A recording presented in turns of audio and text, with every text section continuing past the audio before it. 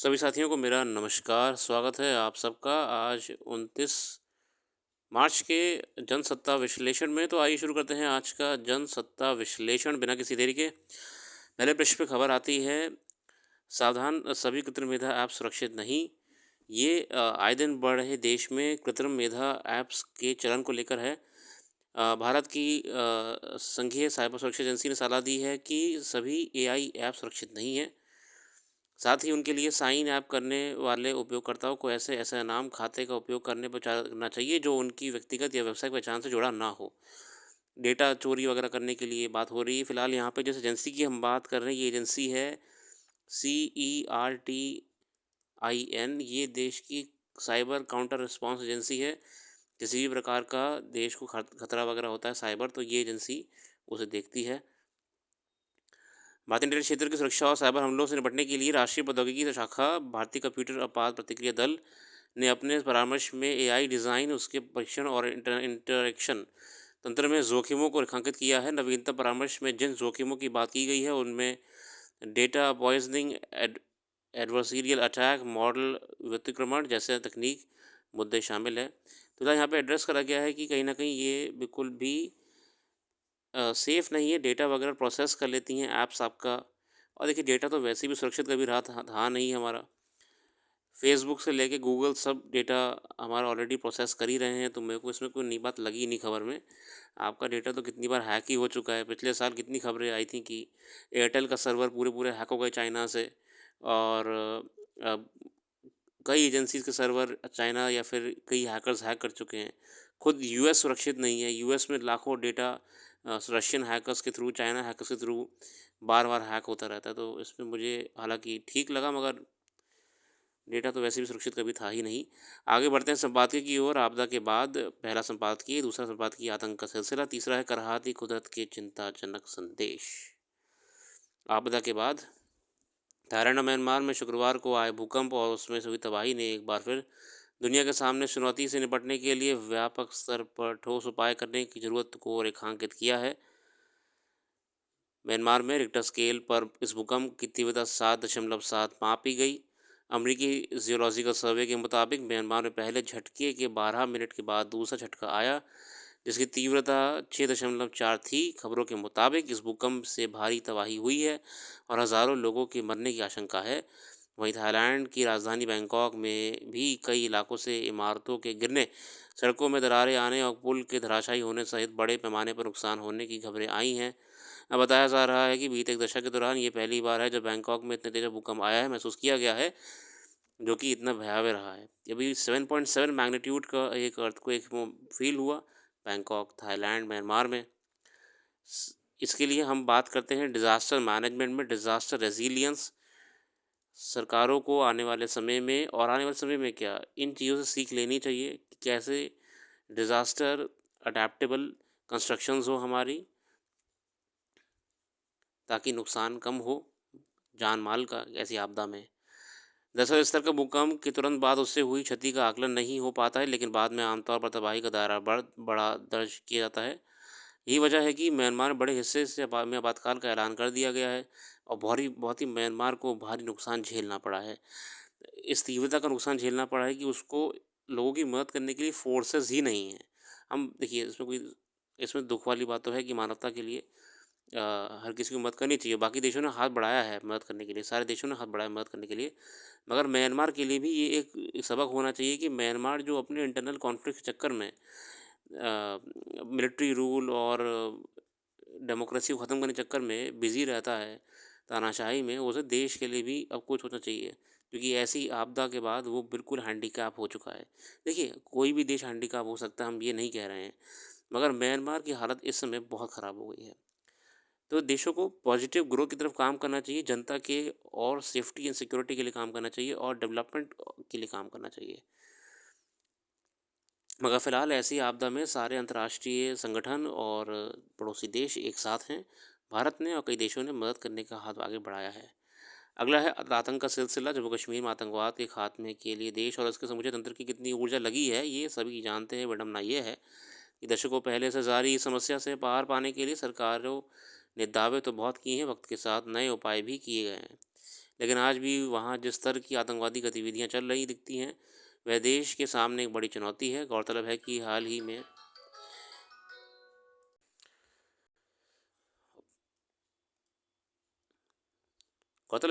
सुरक्षा बलों को यह खबर मिली थी कि पाकिस्तान संचालित आतंकी संगठन जैश ए मोहम्मद के कुछ सदस्य घुसपैठ कर कठुआ के जंगलों में छिप गए हैं।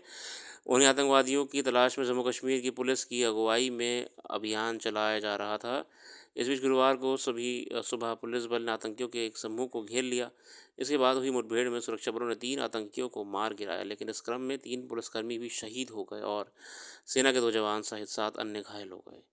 इसमें कोई दो राय नहीं है कि जम्मू कश्मीर में सुरक्षा बल और वहाँ की पुलिस किन आतंकियों से मोर्चा लेने के मामले में हमेशा ही सजगता बरती है और इसमें उन्हें काफ़ी हद तक कामयाबी मिली है। मगर फिर भी चैलेंज इंटरनल सिक्योरिटी के लिए आज भी है कि ये बराबर देश को चुनौती देते रहते हैं। जम्मू कश्मीर में राष्ट्रीय शासन खत्म होने के बाद जब लोकतांत्रिक तरीके से चुनी हुई सरकार ने काम करना शुरू किया था, तब उससे उपजी एक उम्मीद ये भी थी कि अब वह नए सिरे से आतंकवाद के खिलाफ लड़ाई शुरू होगी। मगर अब भी वहाँ सरकार के कामकाज का कोई ठोस असर सामने नहीं आया है। आज भी जम्मू कश्मीर वहीं का वहीं खड़ा हुआ दिखता है।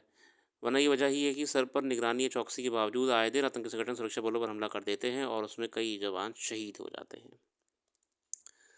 दुर्भाग्य है और अफसोस भी है कि हमारे जवानों को अपनी जान देनी पड़ रही है। दुर्भाग्य ये है कि तंत्र अभी भी इसको नियंत्रित नहीं कर पाया है।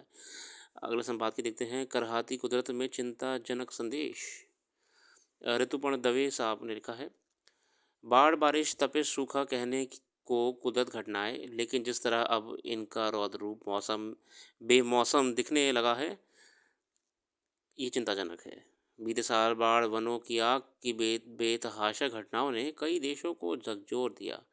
बाढ़ से भारत से लेकर केन्या तक आम जीवन बुरी तरह प्रभावित हुआ। मेक्सिको से लेकर पाकिस्तान और दूसरे कई देश उच्च तापमान से हल्कन रहे।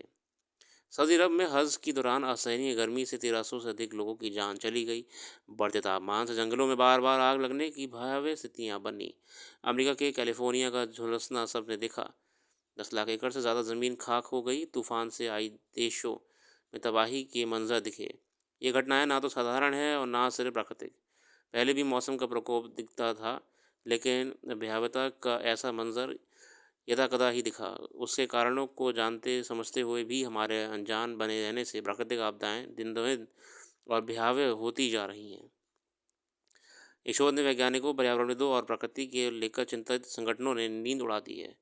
कोरिया भू भौतिकी विशेषज्ञ वीएन साओ और उनके सहयोगी का जियो फिजिकल रिसर्च लेटर्स में प्रकाशित शोध बेहद परेशान करने वाला है।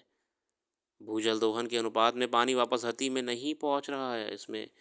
इससे पृथ्वी के नाजुक संतुलन पर हैरान कर देने वाला प्रभाव दिखे। पृथ्वी लगभग 80 सेंटीमीटर यानी 31.5 इंच तक झुक गई है। पानी की धरती से निकल जाने के चलते बड़े जल द्रव्यमान के विस्थापन से पृथ्वी के घूर्णन अक्ष को लगभग 80 सेंटीमीटर पूर्व की ओर खिसका गया।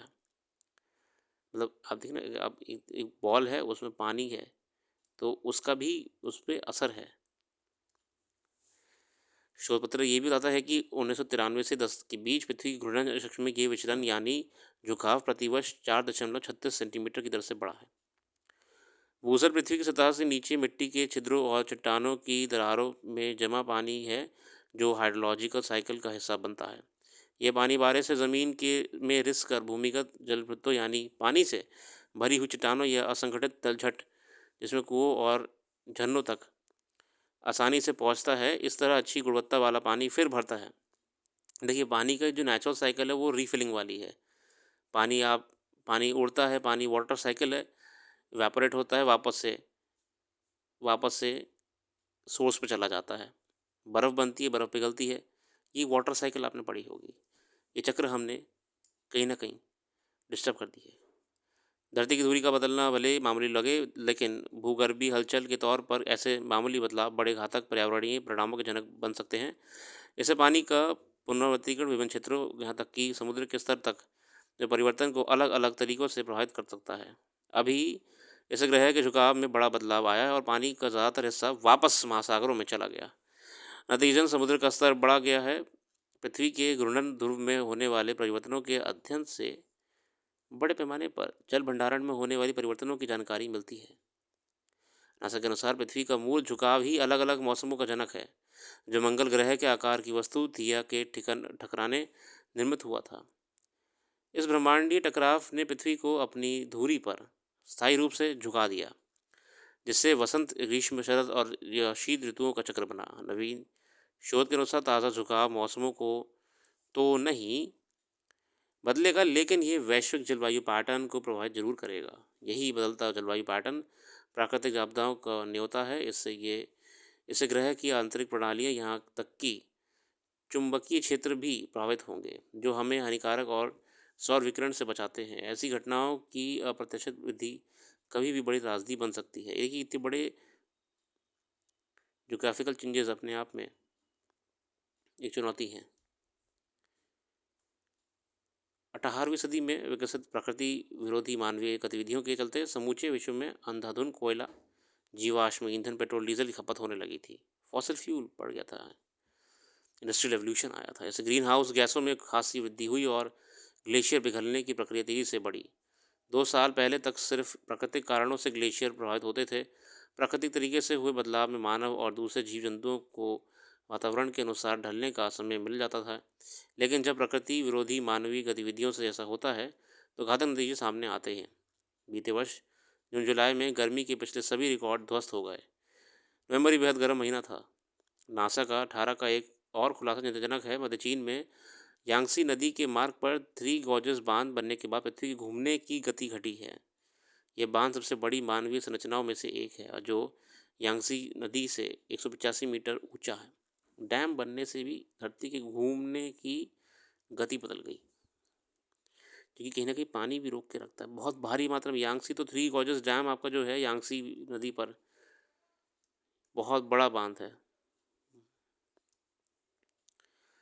अतार्किक भूजल दोहन से धरती का अप्राकृतिक झुकाव चिंताजनक है। हाल की प्राकृतिक आपदाओं ने न केवल जनजीवन बल्कि आजीविका को भी प्रभावित किया है। तुरंत भूजल दोहन के अनुपात में पानी न मिलने से धरती के झुकाव पर अध्ययन और शोधकर्ताओं के खुलासे गंभीरता से होने लगे हैं। अभी ज़्यादा कुछ नहीं बिगड़ा है। समूचे विश्व को एकजुट होने होगा। जो घटनाएं भले बहुत छोटी हों, लेकिन ये नहीं भूलना चाहिए कि किसी भी आपदा या महामारी की शुरुआत छोटे रूप से ही होती है, जो तत्काल नियंत्रित न कर पाने के चलते भयावह हो जाती है। बिल्कुल, पर्यावरण में होते बदलाव पूरे समूह मानवता के लिए चुनौती हैं। फिलहाल इसी के साथ आज के लिए रखते हैं। अपना कीमती समय देने के लिए बहुत बहुत धन्यवाद।